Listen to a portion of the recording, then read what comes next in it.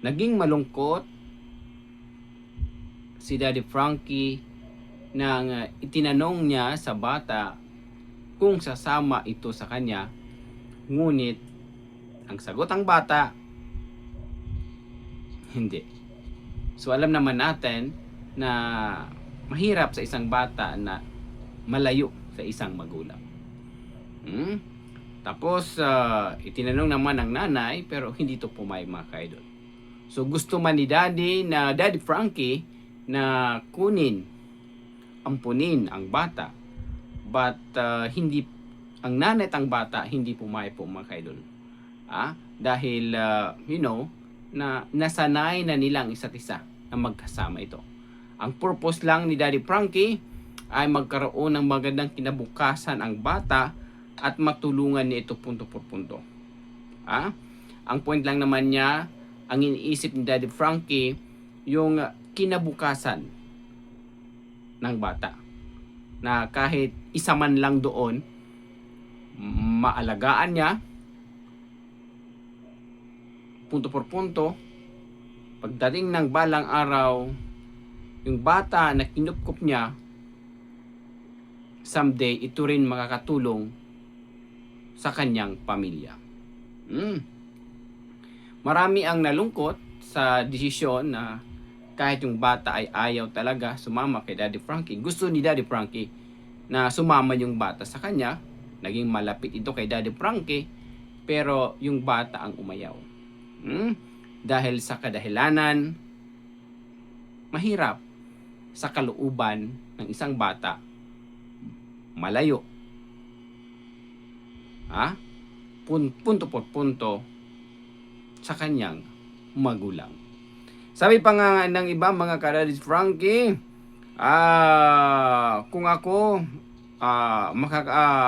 makatulong sa bata at sa kinabukasan ng bata at ang pamilya niya, at kung bakas yung mga bata, pwede niyang ibakasyon ang mga bata. Well, opinion ng ilan na kunin ang bata ni Daddy Frankie, sana pumayag ang mami, ang nanay, tapos bakasyon na lang yung bata. Kahit paikot-ikutin pa natin ang kwento, ang tanong, ba't hindi talaga pumapayag ang magulang? Sabi pa nga dito, yes po, para po sa bukasan ng anak ko, basta kilalanin pa rin ng bata ang magulang sa paglaki nito. So, ang point nandun, lang, ang point ni Daddy Frankie, nandun naman point na may social media naman na kung malayo sila,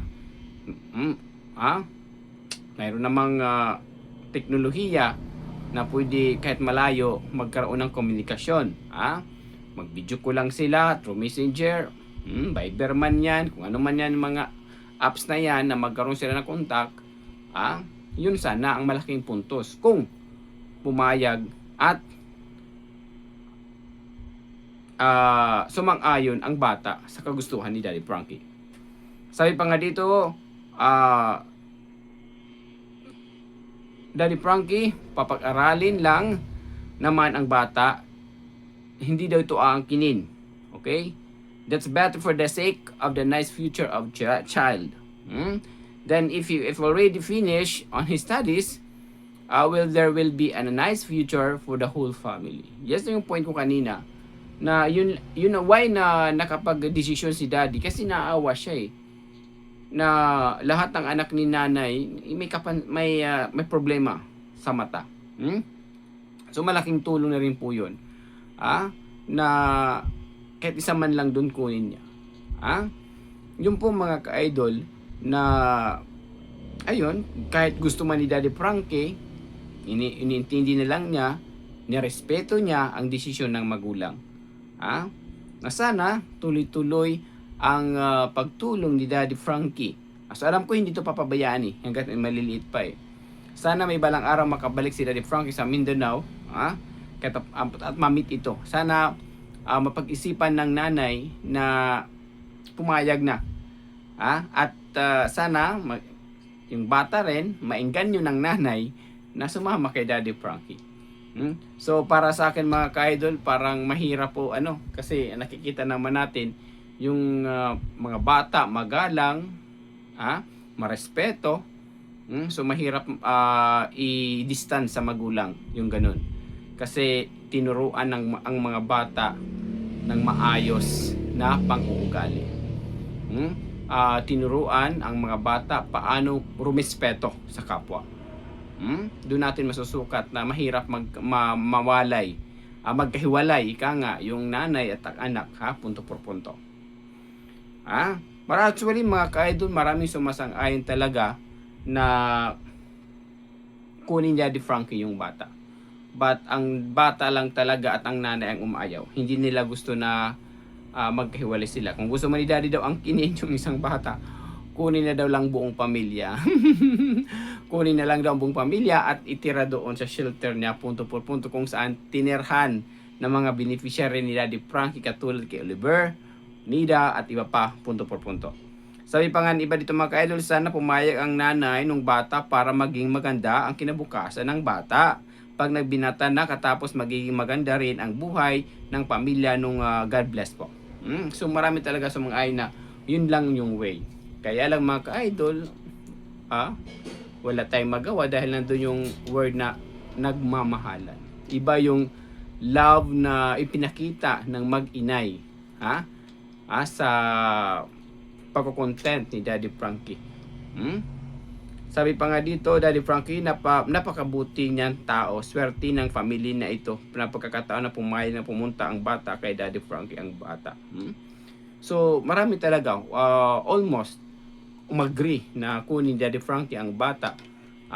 Yun lang way para makatulong ito sa kanila. Pero wala rin tayong magagawa ang tayo, even though supporters, dahil ayaw ng nanay na kunin ang bata, ampunin ni Daddy Frankie. Yung word hindi naman ibig sabihin na aampunin na pag kukunin lang, na yun ang way.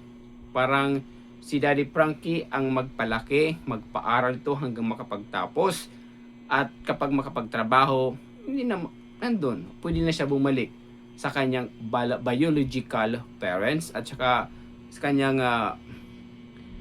biological na pamilya. Alright? So, sabi pa nga dito, maraming sumang-ayon alang-alang sa kapakanan ng bata. Sabi pa nga dito, yes, lahat almost puro yes, mga ka-idol, na sana pumayag na lang yung yung nanay.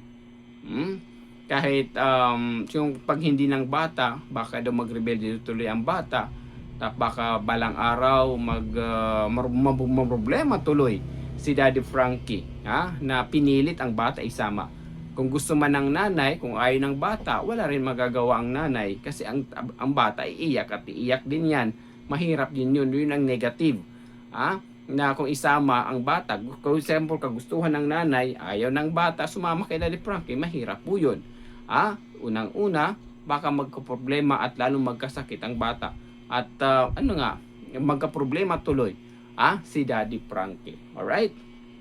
Yun lang pang iwasan. Dapat gusto ng nanay at gusto ng bata sa kagustuhan, sa kaibuturan ng kanilang mga puso. Ganun lang po doon. Big chick po yan. Malaking tulong po yan na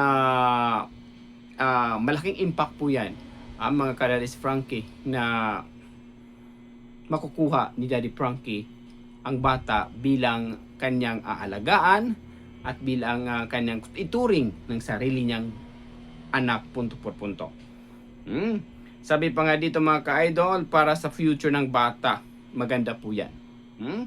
Anak mo mga ka-idol, so alam naman natin si Daddy Frankie, nakakaiba po siya na tumulong. Hindi katulad ng ibang mga charity vlogger at kung tumulong, kung makita nila ng malaking gastos, iiwan. May napansin ako mga ka-idol, may nakapag-video, nakasubaybay kasi lahat ng mga charity vlogger laging sinubaybayan yan, buo Si Daddy Frankie lang talaga yung nakakaiba. Wala siyang pinipili. Malaki man gastos o maliit ang gastos, importante nakatulong siya. Pero ang iba, kapag nakikita na medyo matagal ang proseso, malaki ang magagastos, iniiwan to mga ka-idol. Nagko-content ang iba. Ganun. Why na Daddy Frankie is the best of the best charity vlogger in the Republic of the Philippines. dahil po sa kanyang paninindigan, determinasyon na tunay na nagmamalasakit sa mga taong mahirap na dapat tulungan punto por punto. Kaya nandito si Kuya SMB kay Daddy Frank community dahil Daddy Frank is the best of the best na walang kapantay kahit kanino man. Ang mission vision ni Kuya SMB magkaisa magtulungan para maging solido, pulido sa Daddy's Frankie community sa tulong po ninyo. Basta nasa katwiran at nasa tama, ipaglaban mo. Again, this is Kuya SMB. Bago natin nag-end, please don't forget to subscribe this YouTube channel and point notification bell. Magtulungan tayo, magkaisa para maging solido, pulido ang Daddy's Frankie community. Maraming salamat sa patuloy sumusuporta kay Kuya SMB. God bless. Mabuhay kayong lahat. Don't skip ads. Malaking tulong na rin po yan. Katulad na simpleng vlogger as a reactor. Ang importante, palawakin na lang natin ang ating isipan. Palawakin natin ang ating pag-unawa at pag-iintindi sa bawat bigkas ng salita na nagko-content kay Daddy Frank. Ang importante, ito'y maganda at makakatulong na mapalawak ang community ni Daddy Frankie. Sana gabayan niyo po si Kuya SMB. God bless! Mabuhay tayong lahat and I love you all.